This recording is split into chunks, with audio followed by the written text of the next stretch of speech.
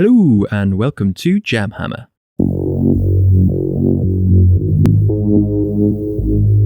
In this video, we're going to be using a quick and easy method for painting shiny teal Alpha Legion units. We'll be using the chosen models from the Warhammer 40k Dark Vengeance box set as an example for this, but the scheme will work on any of your Chaos minis. So, grab your Heretic Astartes and let's make them shine. Shiny. Must be bad guys.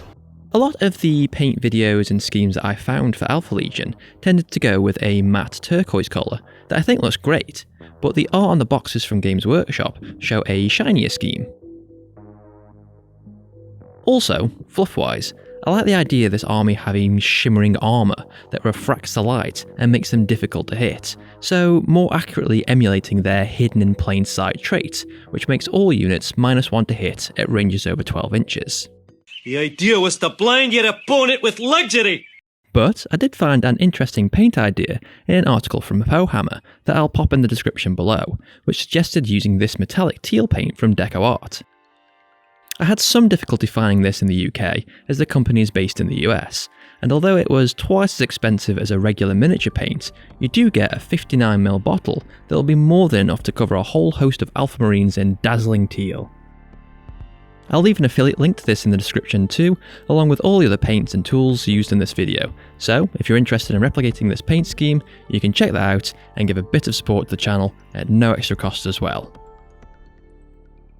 If you source it yourself though, just be careful as Deco Art also produce a non-metallic teal, so make sure you get the right one. Since we're going to be using a predominantly metallic scheme for our Chaos Forces, we're going to begin with a layer of black prime from a spray can. I'd recommend using this colour in particular as metallic paints look a lot better when applied over black paint. When this layer of prime has dried, we want to thin the shiny teal paint just a little to help it flow. We don't need to water metallics down as much as regular acrylics, so go for a ratio of about 1 part water to 4 parts paint. Just enough to help it flow, and to water it down sufficiently so it doesn't clog up the finer detail on our models. Once you've got this to the desired consistency, start applying this to your minis.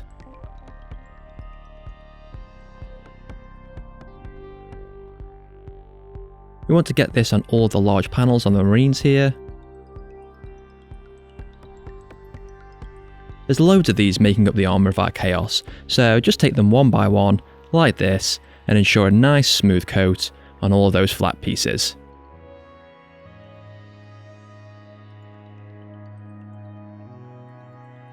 This is only the first stage, so we don't need to be too neat here, and we can slip over onto this border without too much hassle as we're going to be going over this next. Allow this first coat to dry, and then take a look at the coverage.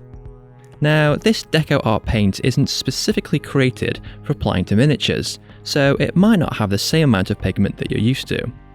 I thought that a bit too much of that black undercoat was showing through here, so I went back over and applied another coat on all of these panels.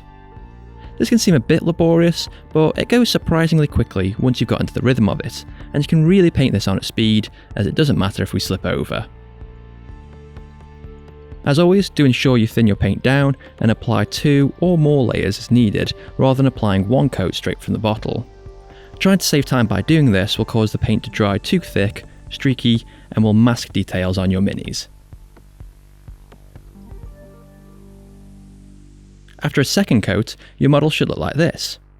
A nice shine on all of those armour panels, and nowhere near as much of that undercoat showing through. Grab a silver paint now, add a touch of water again, and we're going to go over all of these edges on the armour plating. There's quite a few of these to pick out compared with those conformist Marines who only have edges like these on their pauldrons. But these areas are also quite large and defined on these Chaos minis, so not too tricky to get a coat of this silver on. Just be careful of slipping over onto the teal we've just painted, especially on the jagged parts which protrude over. But if you do slip, it's no worries, as you can either touch this up now if the teal is still wet on your palette, or we can make a note to paint over it later when we tidy up. So we want to get the edges of the pauldrons, as well as the underside of these, the face mask, the edges around the legs and feet, the cuffs of the gloves, the armour skirt around the back, and any detailing on the chests of the minis, like on this Chosen. Continuing on with the metallics, and we want to apply some gunmetal paint to all of the weapons, like the blade and pommel of the axe here, as well as the magazines and barrels of the bolt weapons. Any knives that could be on the minis, and on the chainmail that tend to feature on these Chaos Forces. Go through all of your Marines and get all these metal parts like the blades on these power claws.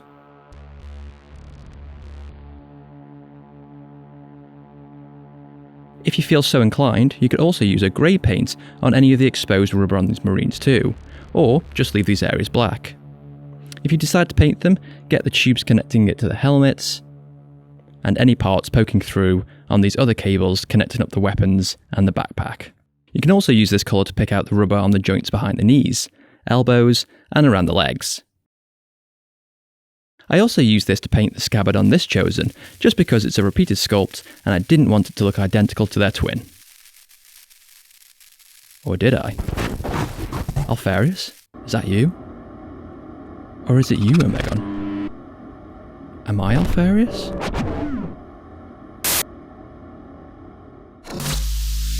You can use this grey paint on the base too. I already glued down a few bits of rock on these bases prior to priming. We can apply this grey, but instead of coating it, if we overpaint it like this, we can leave some of that black undercoat showing through in the recesses, creating some shadows. So this is kind of halfway between applying a regular coat of paint and applying a dry brush. At this point, we've applied all of our metallics and dark tones, essentially all the colours which require a coat of black wash, so we're going to apply this now, rather than waiting to do one larger wash stage later. This means that we can isolate these areas with ease, and not accidentally have this darker colour seeping over onto the lighter colours further into our paint session.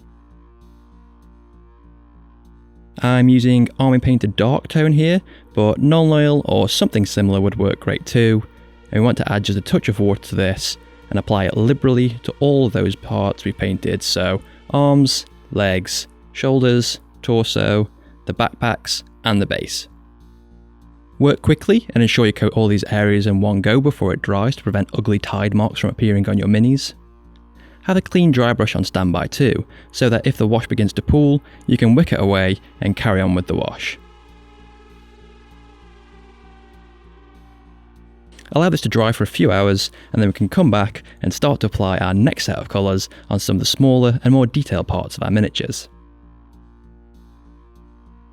We'll begin with our off-white bone colour, and we want to go through all of our chaos and paint any horns, skulls, or bones that are sticking out through cloth or even rending through armour.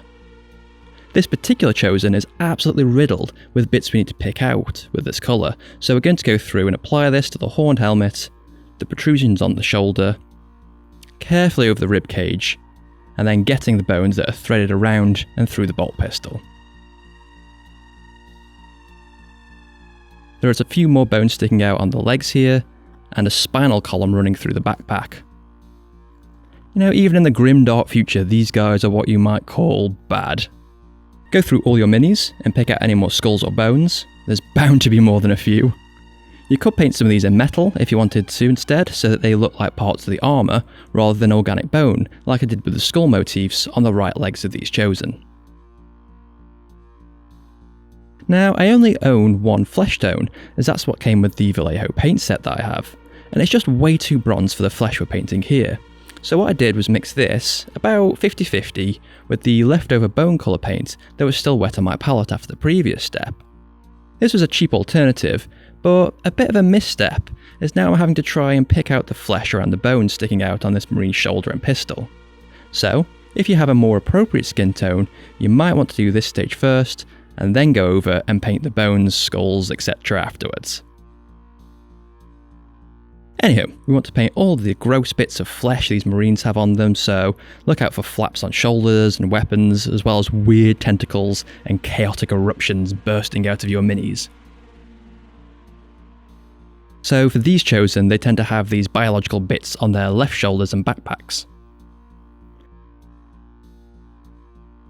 Next up, grab your red paint and apply it to any cloth and marines like on this unit. These contrast well and look really nice next to that teal and silver metallic paint scheme. Make sure you carefully get the back of these bits of cloth too. We can also use this red paint on the tongs of these shoulder details and the eyes too, so they look lurid and demonic.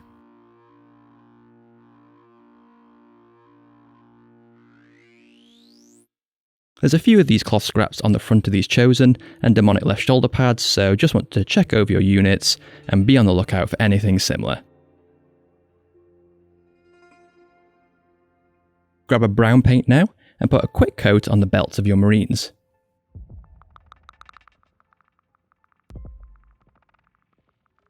We can also apply this to any pouches that could be attached to these minis, and holsters too, like on this marine. And on this one too. Lastly, get your gold paint and pick out any extras and accessories, like the chaos symbols on this marine's bolt pistol, and medallion, as well as the details on the bolt gun here. We saved this particular metallic until the end, as it's quite a light colour, and it looks better with a brown wash over it rather than the other metallics, which favour a black wash. Now will be a good chance to go over and tidy up anything that might have been slipped over or neglected on your miniatures. So I forgot to paint the fleshy tentacle things that look like they're kindly reloading the bolt gun on the back of this marine. See, chaos can be nice too. With those bits corrected, we can now move on to the brown wash. I'm using Strong Tone from Army Painter here, but again, Agrax Earthshade or anything similar from another manufacturer would be great. And we want to apply this to all the flesh, bone, cloth and gold we've just painted on our minis. Try to be a bit selective this time, and only apply it to these particular areas, as it could leave a stain on any of those other darker bits if it runs over. We can always wick this away with a dry brush before it dries, or leave it. These are chaos after all, so they don't have to look as pristine as their Imperial counterparts. And there we go, a unit of Alpha Legion that's ready for combat.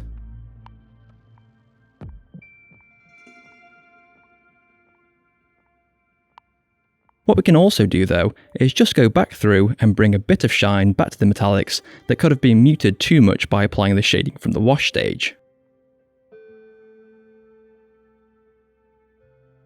We don't want to paint a whole new coat of this, but grab your teal again and apply just a tad at the centre of these armour panels, ensuring to stay away from the recesses around the edge so it looks like the light is glinting off these raised areas but the rest is in shadow. Grab your silver paint next and do the same thing with the very edges of the armour trim, so again it looks like the light is glinting off here or that the armour is scuffed to a sheen on the battlefield. We don't want to apply too much of this, just enough to sell the effect, and keep the rest of it in the shadow we've created.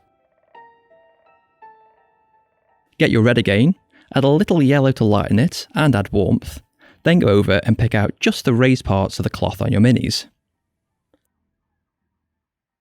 So stay clear of the dark recesses and just apply this to the crests of the folds in the cloth.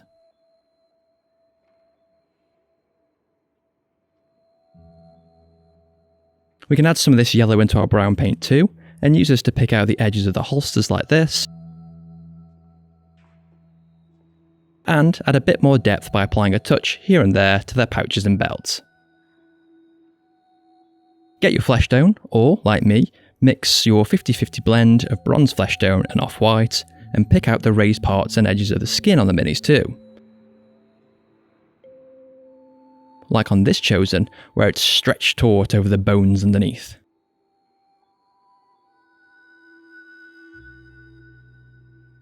As well as the upper edges of these tentacles where the light could be hitting them.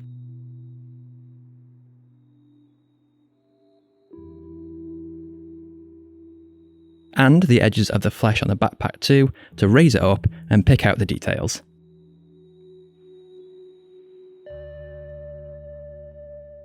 While you have the off-white bone colour to hand, we can water it down and use this to highlight the bones and skulls without having to add anything to lighten this colour, since these areas will have been darkened by the wash stage.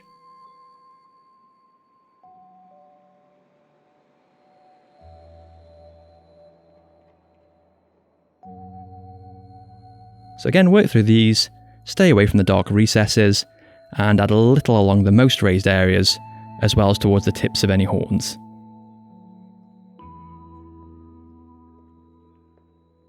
Last up, what we can do is generously water down a white paint and apply this to the eyes and gemstones that are set into the Marine's accessories and weaponry. We want this to be quite thin and flow into the recesses of these areas, so it should look like this on your palette, and should run like this once applied to your model.